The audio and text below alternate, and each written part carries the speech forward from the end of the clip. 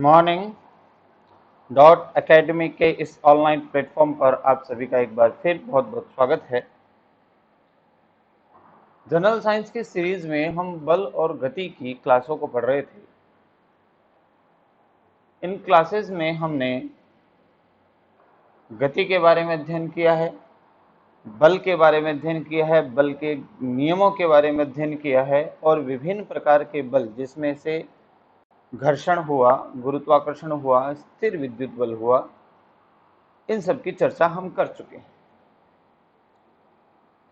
अब एक विशेष प्रकार की कुछ गतियां हैं जिनको भी आपके सिलेबस में जनरल साइंस के तौर पर शामिल किया जाता है। आज हम उन्हीं की चर्चा करेंगे।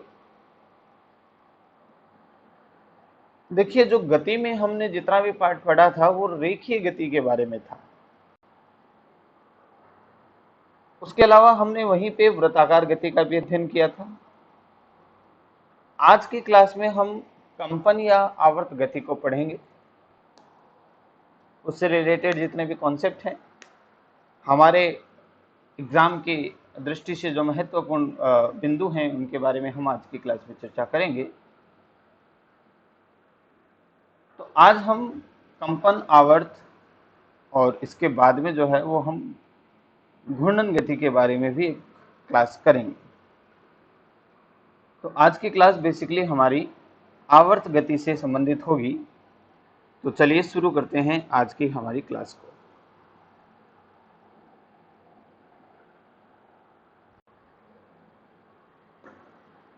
तो आज की क्लास का हमारा मुख्य टॉपिक है आवर्त गति यानी पीरियोडिक मोशन।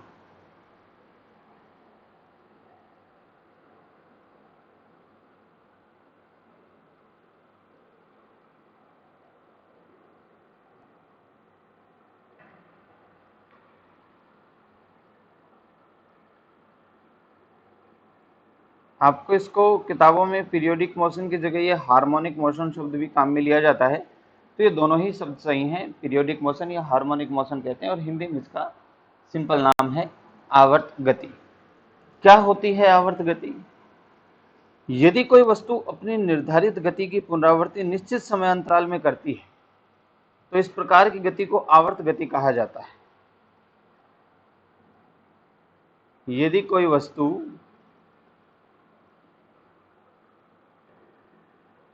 अपनी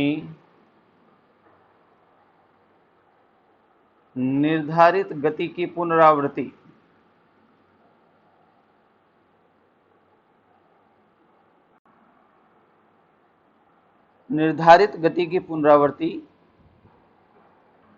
एक निश्चित समय अंतराल में करता है, निश्चित समय अंतराल में करती है,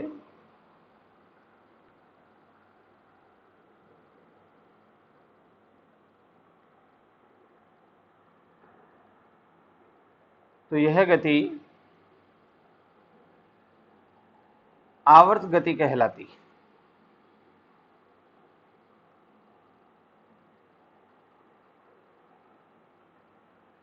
देखो, इस शब्द में क्या क्या चीजें शामिल है। पहली चीज शामिल है एक निश्चित गति, उस गति की पुनरावृत्ति, और तीसरा निश्चित समय अंतराल। ये तीन चीजें शामिल है। मतलब वस्तु अपनी गति की बार बार पुनरावृत्ति कर रही है, उसको रिपीट कर रही है, निश्चित समय में कर रही है। इस तरह की यदि कोई कंडीशन हो तो हम ये कहेंगे कि ये आवर्त गति का एग्जाम्पल है। इसका उदाहरण यदि हम लिखना चाहें तो इसका उदाहरण हो जाएगा क्या क्या, कि सूर्य के चारों ओर पृथ्वी की गति, सूर्य के चारों ओर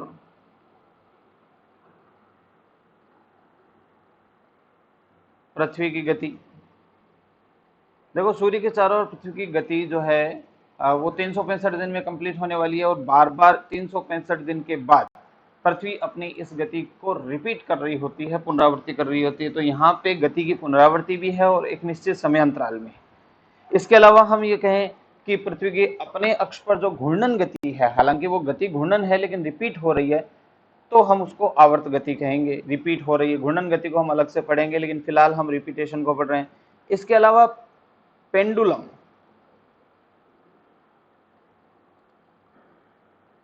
इस शब्द का हिंदी में जो लिखा जाता है वो है सरल लोलक। पेंडुलम की जो गति है वो भी सरल आवर्त गति होती है। अब ये पेंडुलम क्या होता है इसकी चर्चा हम आगे करेंगे कि असल में सरल लोलक या सिंपल पेंडुलम क्या होता है, उसको हम ध्यान से पढ़ेंगे, लेकिन इसके सारे कॉन्सेप्ट को पढ़ेंगे। लेकिन फिलहाल आप ये ध्यान रखो कि इस तरह से जो घड़ी में लटकाया हुआ होता है कि एक रस्सी से एक द्रव्यमान लटका देते हैं और वो इस तरह से गति करता है, ऐसे ऐसे ऐसे, इस तरह से ये जो गति कर रहा होता है, ये सिंपल पेंडुलम का कॉन्सेप्ट है, ये सिंपल पेंडुलम कहलाता है। ये सब जो है वो आवर्त गति है। अब चलिए आवर्त गति से संबंधित महत्वपूर्ण परिभाषाएं, इंपॉर्टेंट डेफिनेशन की बात करते हैं कि आवर्त गति को समझने के लिए हमें क्या क्या जरूरत पड़ती है। लेकिन आवर्त गति में ही एक विशेष प्रकार का कॉन्सेप्ट है, उसको भी हम यहीं पे पढ़ लेते हैं, सरल आवर्त गति।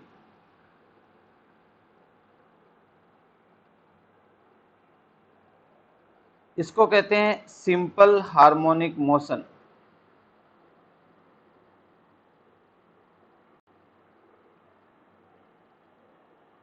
और शॉर्ट में आपको इसका नाम जो मिलेगा वो मिलेगा SHM। ये नाम सीधा पूछा जाता है इसलिए याद रखना, SHM लिख देते हैं सीधा ही, सरल आवर्त गति। जो काम ऊपर हो रहा था, यानी कोई वस्तु अपनी निर्धारित गति की पुनरावृत्ति करेगी, निश्चित समयांतराल में करेगी, लेकिन एक कंडीशन और जुड़ जाती है तो वो सरल आवर्त गति कहलाती है। क्या है वो कंडीशन?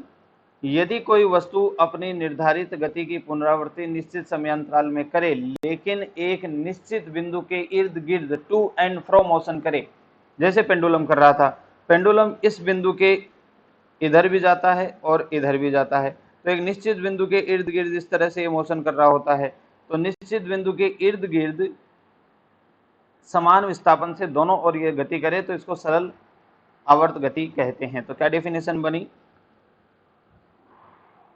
यदि कोई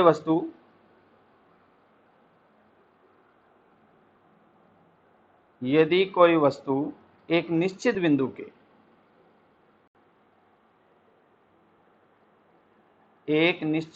के दोनों ओर समान विस्थापन से आवर्त गति करे।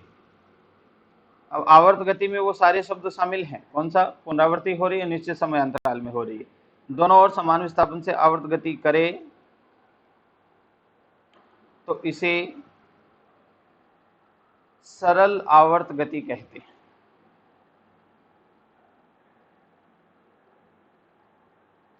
बेसिकली आवर्त गति से रिलेटेड यदि आपसे कोई कॉन्सेप्ट उठाएगा तो वो सरल आवर्त गति का ही उठाएगा। हमारे सिलेबस में सरल आवर्त गति शामिल होती है, इससे रिलेटेड सारे कॉन्सेप्ट शामिल होते हैं। तो सरल आवर्त गति हो गई, यदि कोई वस्तु निश्चित बिंदु के दोनों ओर समान विस्थापन से आवर्त गति करे, यानी गति की पुनरावृत्ति निश्चित समय में करे, तो ये जो है वो क्या कहलाती है? सरल आवर्त कहलाती है। और इसका सीधा सीधा एग्जाम्पल है पेंडुलम की गति। पेंडुलम की गति कैसे है भाई? इसको अभी हम चर्चा कर चुके हैं कि ये हमारा पेंडुलम होता है, ये लटकाया हुआ, यदि इसको थोड़ा सा हम हिला के छोड़ दें तो ये इस पोजीशन पे जाएगा, फिर वापस वहां से लौटेगा, दूसरी ओर जाएगा, तो ये इस तरह से इस बिंदु के इधर जाएगा, उतनी ही दूरी उधर जाएगा और वापस यहाँ तक आ जाएगा। ये इसका एक चक्र हो गया। तो ये एक निश्चित बिंदु के इर्द गिर्द जो है वो सरल आवर्त गति हो रही है, इसलिए इसको क्या कहा जाता है? सरल आवर्त गति। ऊपर वाले एग्जाम्पल में उसमें पॉइंट बनता है, क्या बनता है? जितनी भी सरल आवर्त गतियां हैं वे सभी आवर्त गति होती हैं, लेकिन सभी आवर्त गतियां सरल आवर्त गति नहीं होती। जैसे सूर्य के चारों ओर पृथ्वी का घूमना आवर्त गति का उदाहरण है, लेकिन सरल आवर्त गति नहीं है, क्योंकि वो एक निश्चित बिंदु के इर्द गिर्द गति नहीं हो रही। लेकिन जितनी भी सरल आवर्त गतियां हैं वे सारी की सारी आवर्त गति होती हैं। जाहिर सी बात है, उसके परिभाषा में ये शामिल है। इतनी क्लियर है? तो आपको आवर्त गति और सरल आवर्त गति का डेफिनेशन क्लियर हो गई होगी कि सिर्फ किसी निश्चित गति की पुनरावृत्ति आवर्त गति कहलाती है निश्चित समय अंतराल में, और एक निश्चित बिंदु के इर्द गिर्द ये सारा काम हो रहा हो तो उसे हम सरल आवर्त गति कह देते हैं।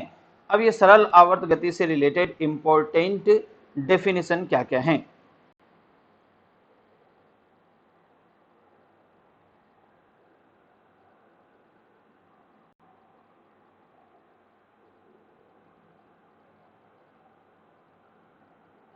SHM से रिलेटेड इंपॉर्टेंट डेफिनेशन।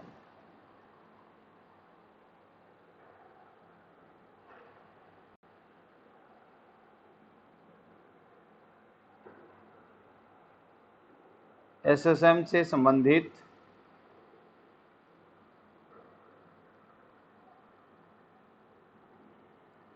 महत्वपूर्ण परिभाषाएं।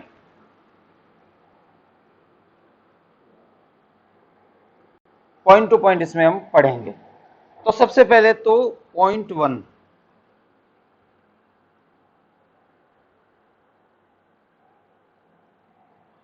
वन, ये है कि SHM का ग्राफ कैसे बनेगा।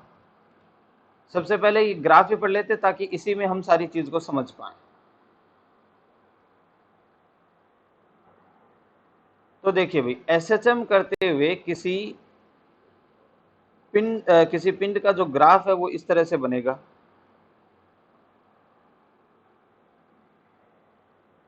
ये साइन की तरह का ग्राफ, साइन का जैसा ग्राफ आता है वैसे ही इसका ग्राफ है, इसलिए इसको साइन कर्व भी बोलते हैं। इस तरह से ये ग्राफ आता है, जहां से ये शुरू हो रहा था ये इसका मूल बिंदु, और यहाँ इसका एक चक्कर पूरा हो गया, तो इस तरह से ये एक चक्कर का ग्राफ हमें इस तरह से मिलता है।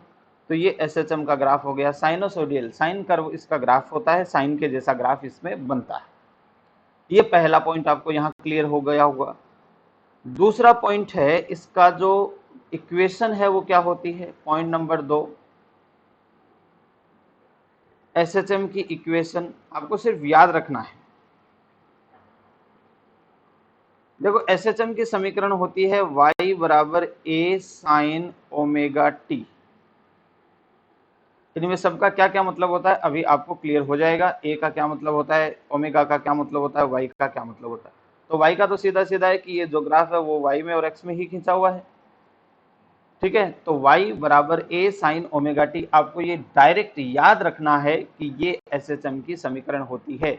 जब भी इस तरह की समीकरण आएगी आप ये कहेंगे कि वो सरल आवर्त गति यानी SHM कर रहा है। पॉइंट नंबर 3, तीसरी डेफिनेशन हमें जो है वो इसके बारे में पढ़नी है। वो है, एक डेफिनेशन है वो है आवर्तकाल। आवर्तकाल को इंग्लिश में कहते हैं टाइम पीरियड।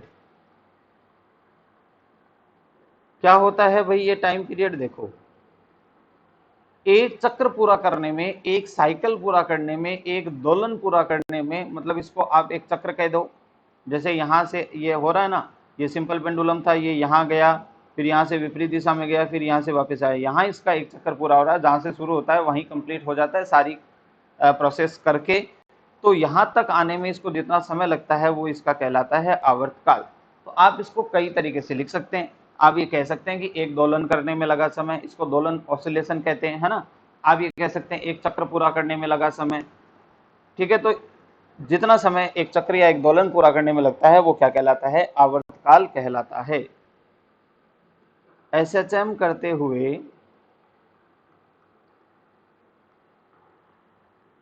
पिंड को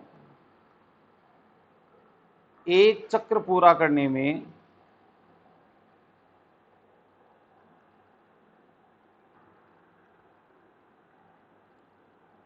लगे समय को आवर्तकाल कहते हैं।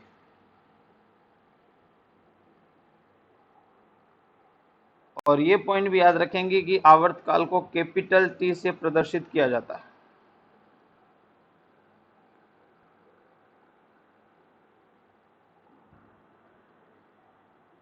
अब देखिए ग्राफ में चलते हैं, इसी पॉइंट को बनाते हैं। ग्राफ ऐसा है कुछ कि यहाँ पे 0 समय है और यहाँ समय हो गया t, एक आवर्तकाल हो गया। तो बताओ यहाँ कितना समय होगा, t/2।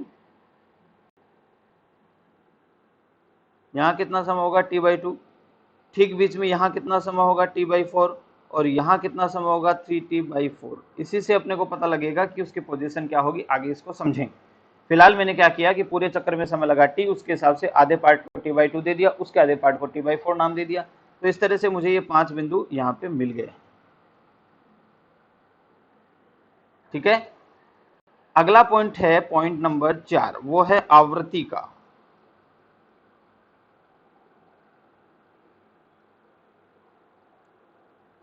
आवृत्ति यानी फ्रीक्वेंसी।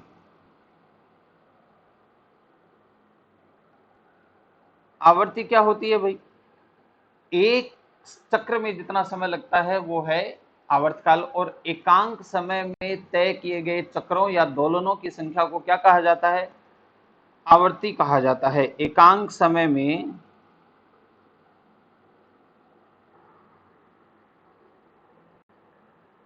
किए गए दोलन, ये जो हो रहे हैं, ये जो चक्र हो रहे हैं, इसको दोलन नाम दे रहे हैं हम। एकांक समय में किए गए दोलनों की संख्या को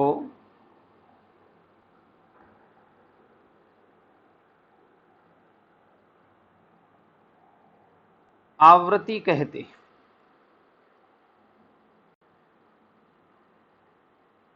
अच्छा, इसी में एक पॉइंट अपने पास ये है कि आवृत्ति जो है वो आवर्तकाल का व्युत्क्रम होती है, यानी आवृत्ति जो है उसका सूत्र अपने पास बनेगा 1/आवर्तकाल।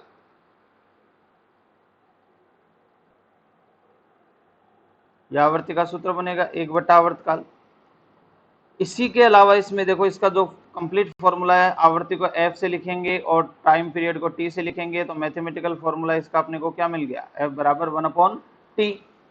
आवृत्ति का मात्रक इंपॉर्टेंट ही है, मात्रक बड़ा इंपॉर्टेंट है। इसका मात्रक या तो होता है सेकेंड इनवर्स और या होता है हर्ट्ज, और हर्ट्ज को hz से लिखते हैं।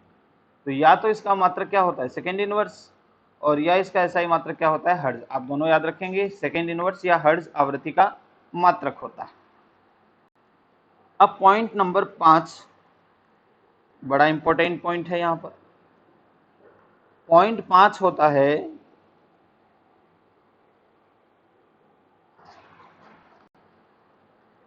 यह है कि भाई इसकी डेफिनेशन हो गई अपने पास एम्पलीट्यूड यानी आयाम। इसको कहते हैं इंग्लिश में एम्पलीट्यूड। आयाम की डेफिनेशन ये है कि एसएचएम करते हुए पिंड की मूल स्थिति से मैक्सिमम विस्थापन, अधिकतम विस्थापन को आयाम कहा जाता है। तो देखिए,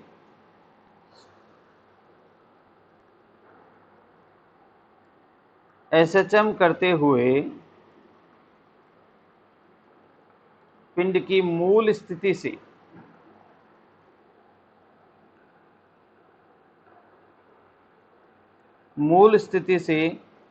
अधिकतम विस्थापन को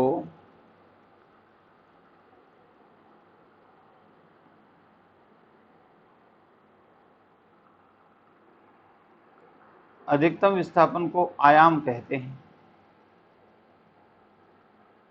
ठीक है भाई, क्या हुआ ये देखो, अभी उसका एग्जाम्पल लेते हैं। ये मूल स्थिति है आपके एसएचएम करते हुए पिंड की, वो यहां तक गया, तो ये जो इसका जो विस्थापन है वो आयाम कहलाता है, और इधर भी जाएगा तो ये विस्थापन भी आयाम कहलाता है।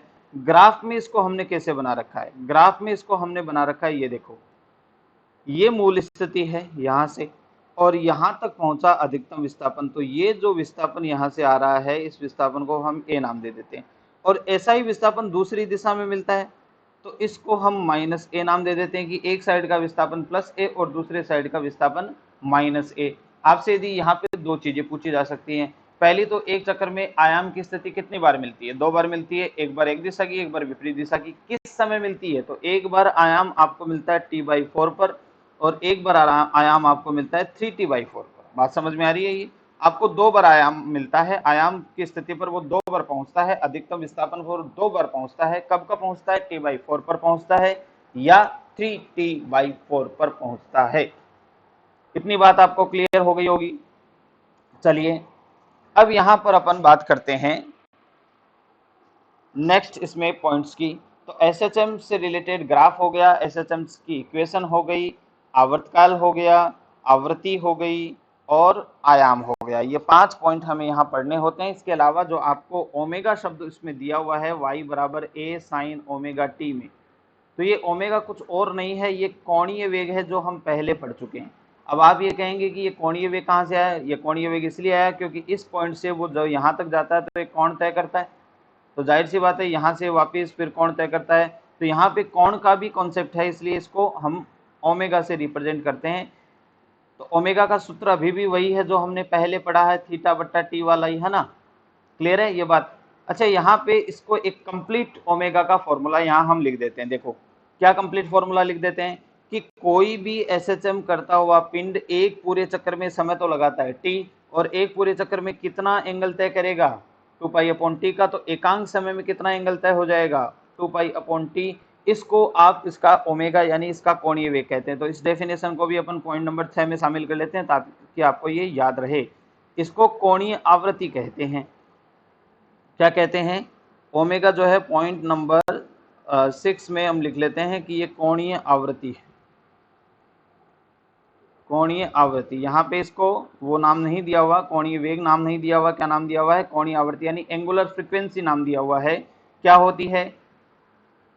इसका जो सूत्र आप याद रखेंगे, वो सूत्र आप क्या याद रखेंगे? 2 पाई अपॉन टी याद रखेंगे सीधा सीधा। यहाँ पे कला कोण की डेफिनेशन होती है, कला कोण की डेफिनेशन से ये बनती है, लेकिन कला कोण की डेफिनेशन में जाने की हमें जरूरत नहीं है, उस डिटेल तक यहाँ नहीं पूछा जाता, लेकिन आपको इसका फॉर्मूला डायरेक्ट पूछा जाता है। आप इसका फॉर्मूला याद रखेंगे। इसका फॉर्मूला हो गया 2 पाई अपॉन टी, जहाँ 2 पाई कोण है और टी इसका आवर्तकाल है। अच्छा, इसी में आपको कोई इसका मात्रक पूछ ले कि भाई इसका मात्रक क्या होता है, तो ऊपर तो कोण है तो रेडियन, और नीचे समय है तो रेडियन प्रति सेकंड, तो मात्रक तो वही आ रहा है जो ओमेगा का वहां पे कोणीय वेग में आ रहा था। लेकिन यहाँ पे ये ओमेगा एसएचएम करते हुए पिंड के लिए यदि लिखा हुआ है, इसका मतलब वो कोणीय वेग नहीं है, क्या है? कोणीय आवृत्ति है। आप इस बात को याद रखेंगे। चलिए, एसएचएम करते हुए पिंड की यहाँ पे छोटी मोटी डेफिनेशन हमने यहाँ पढ़ ली। और भी सारे कॉन्सेप्ट हैं एसएचएम करते हुए पिंड के लिए, तो कुछ चीजें हम यहाँ पढ़ते हैं उससे रिलेटेड।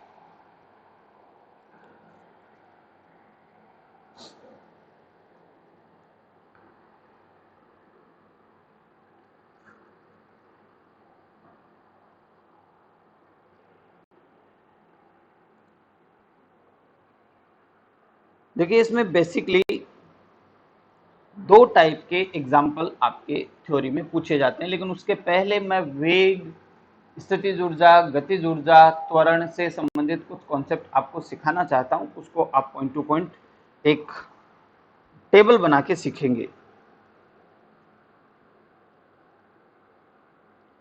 एसएचएम करते हुए पिंड का वेग, त्वरण, काइनेटिक एनर्जी, पोटेंशियल एनर्जी। चलिए, इसके लिए हम एक टेबल का सहारा लेते हैं सारी बात को समझने के लिए।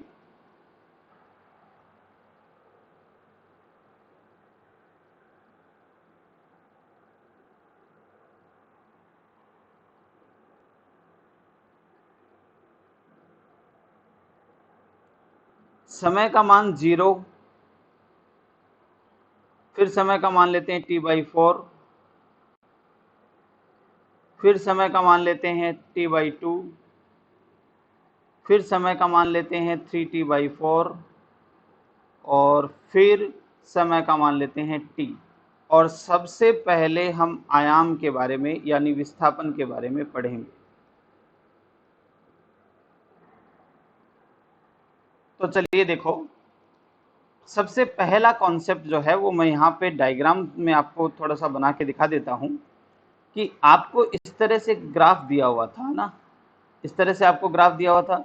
ये आपका 0 समय था और ये आपका t समय था। तो ध्यान से देख लीजिए कि t बराबर 0 समय पर जो है वो इसका विस्थापन भी कितना आ रहा है? 0 आ रहा है। ये अपनी मूल पोजीशन पे ही है। फिर आपके पास ये यहाँ वाला पॉइंट है t/2। आपको कोई पूछे तो विस्थापन कितना है? आयाम के बराबर, तो विस्थापन कितना हो जाएगा? आयाम के बराबर।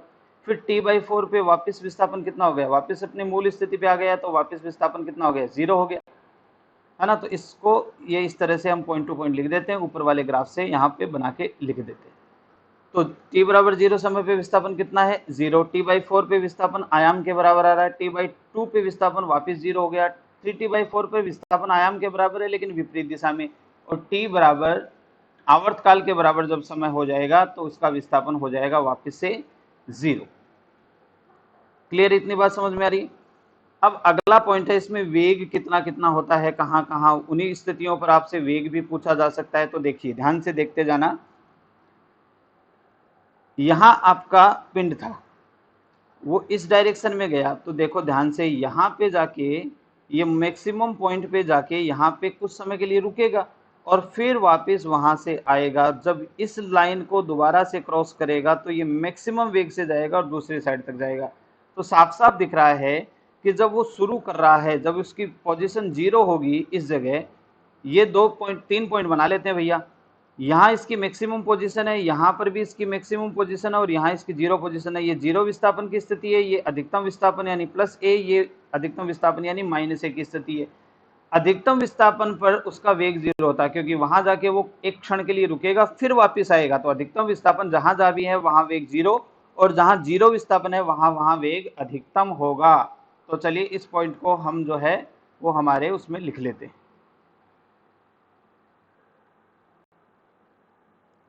तो वेग की बात हो रही है, तो पहले देखो 0 विस्थापन की बात हो रही है, तो 0 विस्थापन पर वेग होता है मैक्सिमम। आप वैल्यू याद रख सकते हैं, a ओमेगा इसकी वैल्यू होती है। फिर जब ये अपने आयाम पर होता है तब इसका वेग 0, फिर इसका वेग a ओमेगा, जब वापस 0 पे आएगा तो a ओमेगा यानी अधिकतम।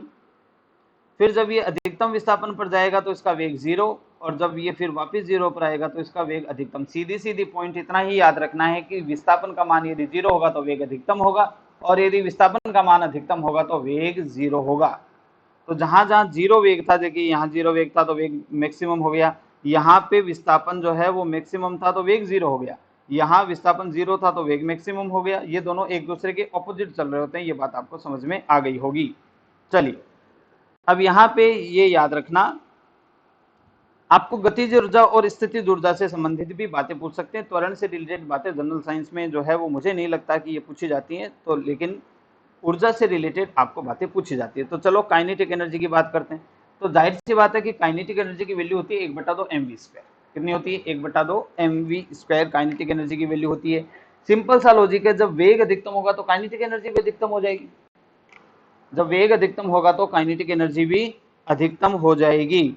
तो चलिए, तो वेग अधिकतम, शुरुआत में वेग अधिकतम है तो काइनेटिक एनर्जी भी अधिकतम होगी, और काइनेटिक एनर्जी की वैल्यू आप याद रखेंगे 1/2 ka² है। वैल्यू याद ना रखें तो ये याद रखना कि t बराबर 0 समय पर इसकी काइनेटिक एनर्जी क्या होती है? मैक्सिमम होती है। क्यों होती है? क्योंकि वेग मैक्सिमम है भाई t बराबर 0 पे। जहां जहां वेग मैक्सिमम वहां वहां गतिज ऊर्जा भी मैक्सिमम, और जहां जहां वेग 0 वहां वहां गतिज ऊर्जा भी 0।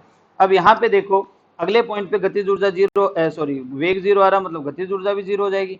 फिर वेग मैक्सिमम है तो गतिज ऊर्जा भी मैक्सिमम हो जाएगी 1/2 ka²। फिर वेग 0 है तो गतिज ऊर्जा भी 0, और फिर वेग मैक्सिमम है तो गतिज ऊर्जा भी यहाँ मैक्सिमम हो जाएगी। ये पॉइंट भी आप याद रखेंगे। और उसके बाद में पोटेंशियल एनर्जी है, तो पोटेंशियल एनर्जी का भी यहाँ पे एक कॉन्सेप्ट बना लेते हैं। स्थितिज ऊर्जा की अपन बात करें तो स्थितिज ऊर्जा स्थिति पे डिपेंड करती है। जहां स्थिति यानी उसका विस्थापन जहां मैक्सिमम वहां गतिज ऊर्जा मैक्सिमम। शुरुआत में देखो विस्थापन 0 है तो स्थितिज ऊर्जा भी क्या हो जाएगी? 0। फिर इसका विस्थापन अगले वाले पॉइंट पर देखो कितना है? a, यानी मैक्सिमम है तो गतिज ऊर्जा इसकी स्थितिज ऊर्जा भी क्या होगी? मैक्सिमम होगी। और स्थितिज ऊर्जा के मैक्सिमम का मान भी कितना होता है? 1/2²। अगले पॉइंट पर इसका विस्थापन फिर 0 है तो स्थितिज ऊर्जा 0 हो जाएगी।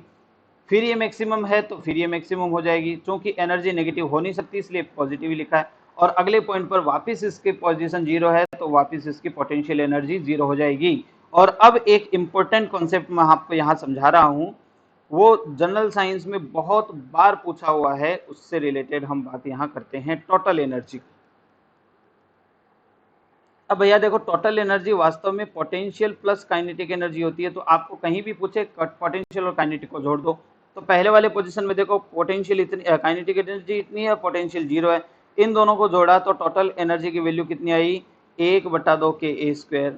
और अगले वाले पॉइंट पर इन दोनों को जोड़ा तो 1/2 ka²। अगले वाले पॉइंट पर इन दोनों को जोड़ा तो 1/2 ka²। अगले वाले पॉइंट पर इन दोनों को जोड़ा तो 1/2 ka²। और अगले वाले पॉइंट पर इन दोनों को जोड़ा तो 1/2 ka²। तो सीधी सीधी बात है कि यहाँ पे कॉन्सेप्ट क्या निकल के आता है कि एसएचएम करते हुए पिंड की टोटल एनर्जी हमेशा कांस्टेंट रहती है, नियत रहती है। SHM करते हुए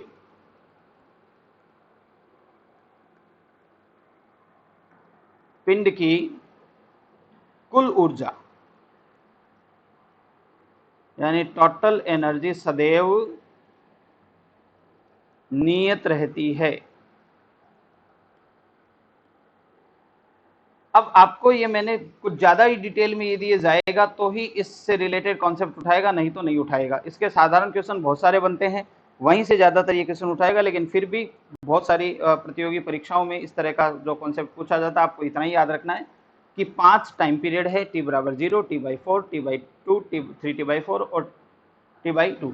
इन दोनों, ये बात तो हमें ग्राफ से दिख ही रही है। जहां जहां इसके जस्ट ऑपोजिट हमने वेग लिखा, जहां जहां वेग अधिकतम होता है वहां वहां गतिज ऊर्जा अधिकतम होती है, और जहां ये अधिकतम होता है वहां स्थितिज ऊर्जा अधिकतम होती है। इसके आधार पर हम ये बना सकते हैं और बता सकते हैं कि कौन कौन सी पोजीशन पे गतिज ऊर्जा अधिकतम होती है और कौन कौन सी पोजीशन पे स्थितिज ऊर्जा अधिकतम होती है। इसमें और ज्यादा डिटेल में जाने की हमें जरूरत नहीं है। ये ग्राफ ये जो टेबल हमने बनाई है ये सफिशिएंट है। आपको सिर्फ इतना याद रखना है कि कहाँ कहाँ अधिकतम कहाँ कहाँ जीरो होती है। अब हमसे जो पूछा जाता है वो इसके विशेष SHM के उदाहरण होते हैं, उससे रिलेटेड कॉन्सेप्ट यहाँ पूछा जाता है। तो इसमें पहला जो एग्जांपल है SHM का वो है सिंपल पेंडुलम, और हम देखते हैं कि सिंपल पेंडुलम से रिलेटेड हमें क्या क्या चीजें पूछी जाती हैं। तो हमारा जो पॉइंट बना अगला वो है सिंपल पेंडुलम, सरल लोलक।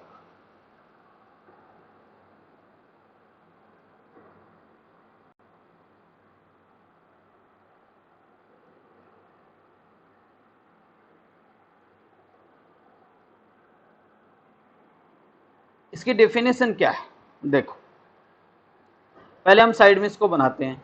ये एक आधार है और ये एक पॉइंट है और ये एक रस्सी है और यहां एक द्रव्यमान लटका हुआ है ना। तो सबसे पहले इस आधार की होती है कि ये दृढ़ आधार होना चाहिए। क्या होना चाहिए? दृढ़ आधार होना चाहिए, एकदम फिक्स दृढ़ रिजिड आधार होना चाहिए। दूसरा, इस पॉइंट के बारे में, जहां से ये लटकाया हुआ है, इस पॉइंट के बारे में चर्चा है कि ये घर्षण रहित होना चाहिए। हालांकि ये आइडियल कंडीशन है, ऐसा हो नहीं सकता कि घर्षण रहित कोई बिंदु हो, ये घर्षण रहित होना चाहिए। तीसरा पॉइंट इस रस्सी से रिलेटेड है। ये रस्सी जो है वो भारहीन और अवितान्य होनी चाहिए।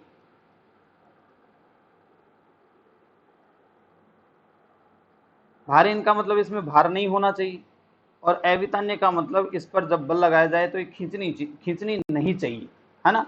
लंबाई इसकी वृद्धि नहीं होनी चाहिए, इसमें तनन नहीं होना चाहिए, अवितान्य होनी चाहिए, क्योंकि इस पे वजन लटकाने पर यदि इसकी लंबाई बढ़ जाएगी तो हमारा कॉन्सेप्ट जो है वो गड़बड़ हो जाएगा। और लास्ट कंडीशन है इसकी, ये एक बड़ा भारी पिंड है, ठीक है। ये पिंड है, इसका इतना ही है कि ये आपकी जो रस्सी की तुलना में बहुत ज्यादा भारी होना चाहिए। तो इन सब बातों को यदि अपन एक साथ लिखे तो हमें सिंपल पेंडुलम की परिभाषा मिल जाएगी। क्या परिभाषा हो जाएगी? देखो सिंपल पेंडुलम की, यदि कोई भारी पिंड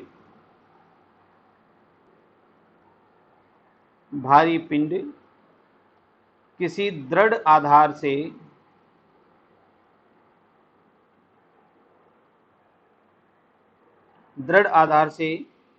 भारहीन तथा अवितान्य रस्सी या डोरी की सहायता से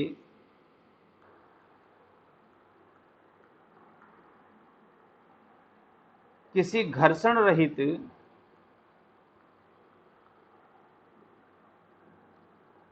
रहित बिंदु से लटका हुआ हो,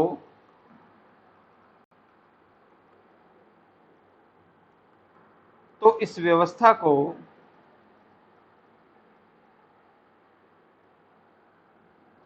सरल लोलक या सिंपल पेंडुलम कहते हैं।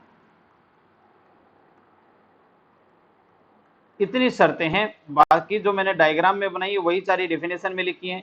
आधार दृढ़ होना चाहिए, जिस पॉइंट से लटकाएंगे वो घर्षण रहित होना चाहिए, जिस रस्सी से लटकाएंगे वो भारहीन और अवितान्य रस्सी होनी चाहिए, और पिंड जो है वो भारी होना चाहिए रस्सी की तुलना में। इतनी सी कंडीशन है, इन सब बातों को हमने डेफिनेशन में लिखा है। तो ये जो व्यवस्था बनती है ये व्यवस्था कहलाती है सरल लोलक। अब यदि आप इसको थोड़ा सा भी विस्थापित करके छोड़ दोगे तो वो इस तरह से SHM करने लग जाएगा, है ना। अब SHM करने लगेगा तो इसका आवर्तकाल होता है। तो अगला पॉइंट जो हमारे पास आता है वो होता है सरल लोलक का आवर्तकाल।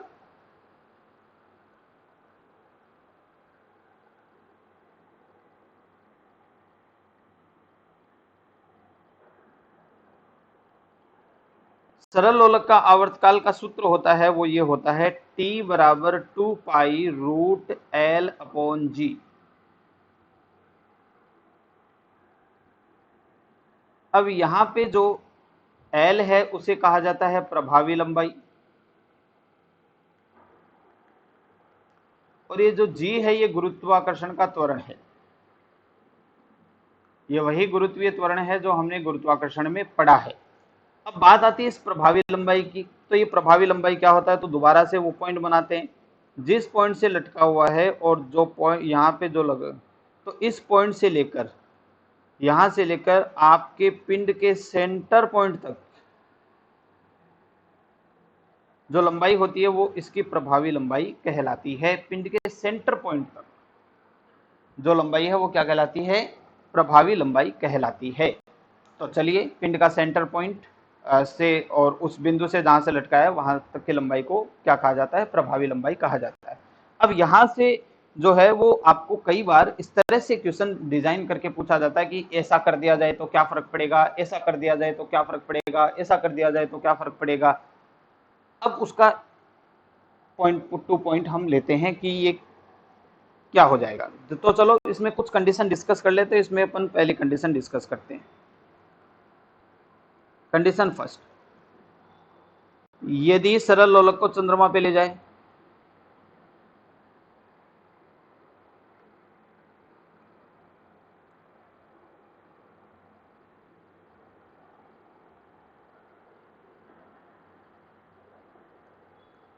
तो सरल लोलक को चंद्रमा पे ले जाने पर क्या फर्क पड़ेगा। ध्यान से देखो, हम जानते हैं कि चंद्रमा पे जो जी का मान है वो पृथ्वी के जी का 6वां भाग होता है। हमारा सूत्र ये कहता है T बराबर 2 पाई रूट L अपॉन जी, ये सूत्र है। तो जाहिर सी बात है कि T और G एक दूसरे के व्युत्क्रमानुपाती है। यदि G बढ़ेगा तो T घटेगा, और यदि G घटेगा तो T बढ़ जाएगा। तो यहाँ पे देखो चंद्रमा पे जाने पे जो है वो G का मान घटता है।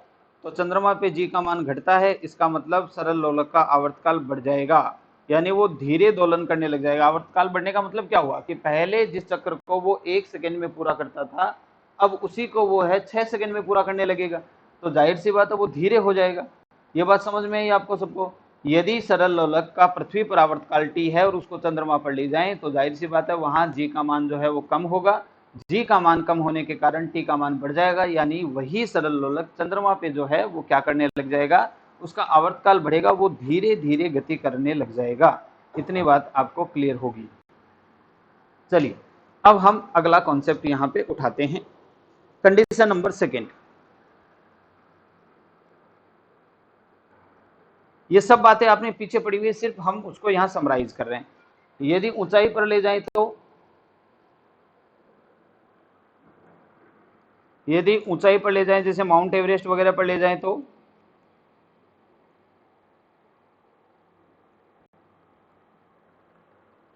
जाहिर सी बात है यहां पर भी हम जाते हैं कि ऊंचाई पर जाने पे जी का मान घटता है। तो जी का मान घटता है तो सरल लोलक के आवर्तकाल का मान क्या होगा, बढ़ेगा। इस पॉइंट को मैं थ्योरी में नहीं लिख रहा हूं, आप इसको समझे ना। अब जब आप नोट्स बनाए तो अपने हिसाब से इसको लिख सकते हैं कि जी का मान घटेगा तो टी का मान क्या हो जाएगा, बढ़ जाएगा। अब कंडीशन थर्ड देखिए, यदि वो कहे कि गहराई में ले जाए तो,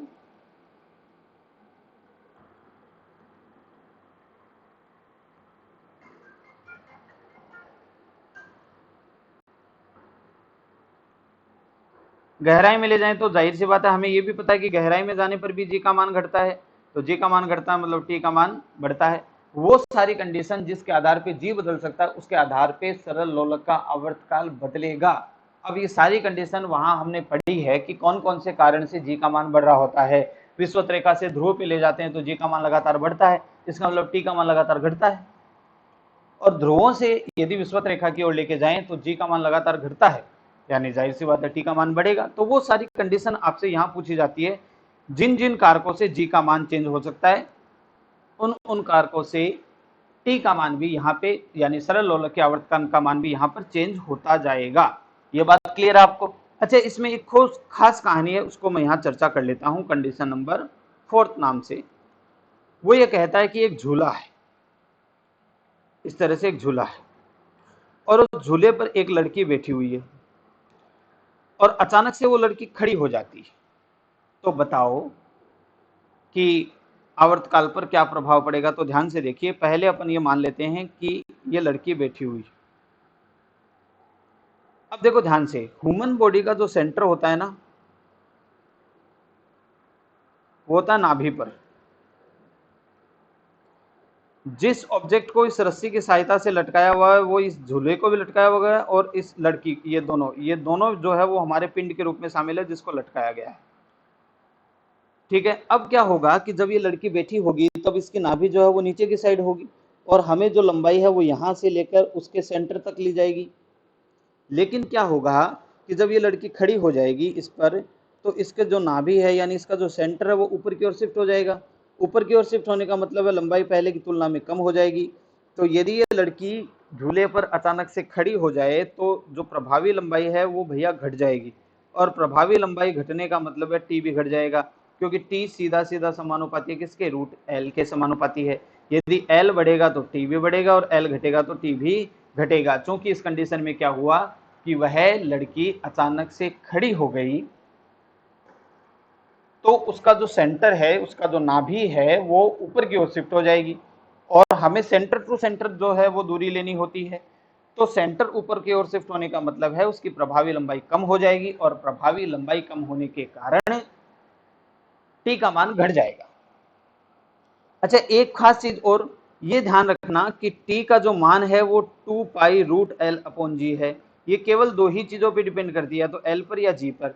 यदि इसकी बात करें कि जो पिंड का यहाँ पे जो द्रव्यमान लटका रखा है उसमें यदि कोई चेंज कर दे, एम में चेंज कर दे, तो टी पर क्या प्रभाव पड़ेगा, टी पर कोई प्रभाव नहीं पड़ेगा, क्योंकि एम का जो कोई प्रभाव टी पर होता ही नहीं है, केवल एल का होता है या फिर जी का होता है। तो इस तरह से रिलेटेड थ्योरेटिकल क्वेश्चन आपसे यहाँ पे पूछे जाते हैं कि ऐसा कर दिया जाए तो टी के मान पर क्या प्रभाव पड़ेगा, ऐसा कर दिया जाए तो टी के मान पर क्या प्रभाव पड़ेगा। तो आप इनको पॉइंट टू पॉइंट याद रखेंगे। मैंने यहाँ कुछ कंडीशंस को डिस्कस किया है, शेष जो कंडीशन है वो आपको पीछे क्लासों में मैंने समझा रखी है। जहां जहां जी का मान चेंज हो सकता है वहां वहां जो है वो ये टी का मान भी चेंज होगा। तो ये इतना पार्ट हमने आज इसके बारे में पढ़ा है, तो आप इन सब का स्क्रीनशॉट यहाँ पे ले सकते हैं। ये देखिए, मैं आपको वन बाई वन दिखा देता हूँ।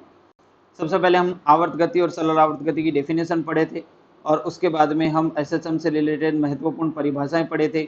उसके बाद में कहाँ किसका मान अधिकतम होता है, गतिज ऊर्जा कब अधिकतम होती है, स्थितिज ऊर्जा कब अधिकतम होती है। उसके बाद में हमने सिंपल पेंडुलम की डेफिनेशन पढ़ी है और सिंपल पेंडुलम का आवर्तकाल पढ़ा है और आवर्तकाल को प्रभावित करने वाले कारकों की यहाँ चर्चा की है। ठीक है, और इसके अलावा कुछ बहुत सारी चीजें ऐसी होती हैं जो जी के मान को प्रभावित करती है, उन सबको मैंने यहाँ डिस्कस नहीं किया क्योंकि उनको पहले की क्लास में डिस्कस कर चुके हैं। यदि आपने वो क्लास नहीं देखी है तो हमारे जो है वो प्लेलिस्ट में आप जाके गुरुत्वाकर्षण के 2 पार्ट का जो वीडियो है उसको पढ़ सकते हैं। वहाँ पे हमने डिटेल डिस्कस किया है कि किस किस के पॉइंट के कारण जी का मान चेंज हो सकता है। जिनके कारण जी चेंज हो सकता है वहाँ टी भी चेंज हो जाएगा। तो चलिए मिलते हैं एक और बेहतर क्लास में, तब तक के लिए बने रहिए हमारे साथ।